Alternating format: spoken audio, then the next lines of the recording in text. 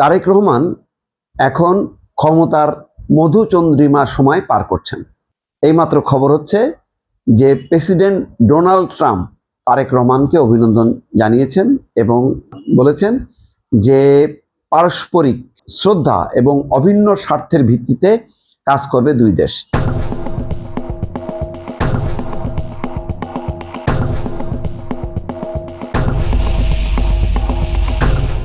এটা একটা স্বীকৃতি, অর্থাৎ তারেক রহমান যে প্রধানমন্ত্রী হলেন, প্রধানমন্ত্রী হিসাবে ডোনাল্ড ট্রাম্প বিশ্বের 1 নম্বর ক্ষমতাধর বা শক্তিধর দেশের প্রধান ডোনাল্ড ট্রাম্প এই স্বীকৃতি দেওয়ার মধ্য দিয়ে বলা যায় যে বিদেশের এই পর্যন্ত যতগুলো দেশ তারেক রহমানকে শুভেচ্ছা জানিয়েছেন, অভিনন্দন জানিয়েছেন, এটার মধ্য দিয়ে তার পরিপূর্ণতা লাভ করলো বা বলা যায় 16 কলা পূর্ণ হলো।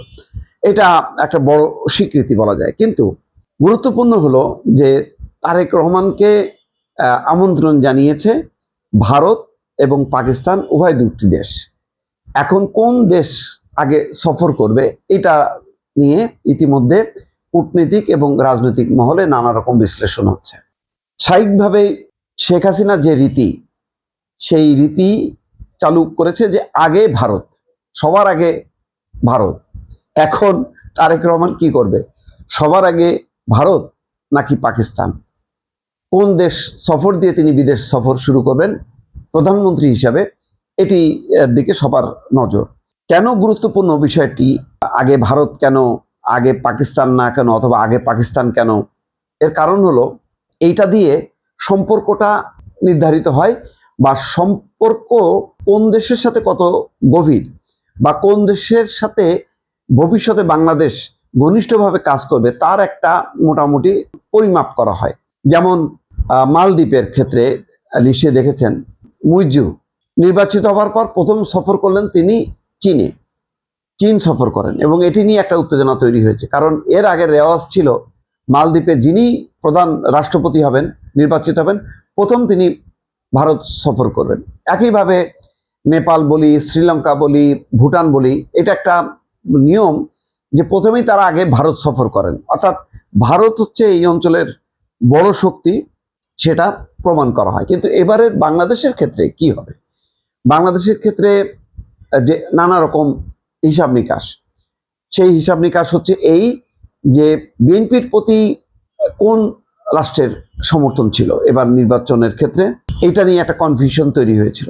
শেষ মুহূর্তে নির্বাচনের আগে ধারণা করা হচ্ছিল যে জামাতকে যে কোনো মূল্যে চায় আমেরিকা, আর ভারত চায় হচ্ছে বিএনপিকে। এটা নিয়ে কিন্তু বেশ একটা উত্তেজনা তৈরি হলো, এবং রয়টার্স সহ ওয়াশিংটন পোস্টে যেই লেখা হলো, তারপরে ফোনালাপ ফাঁস হলো, তাতে দেখা যাচ্ছে যে আমেরিকা চায় জামাত আসুক। জামাত অত্যন্ত সংগঠিত একটা দল, এবং এই দল আসলে একটা স্থিতিশীলতা থাকবে।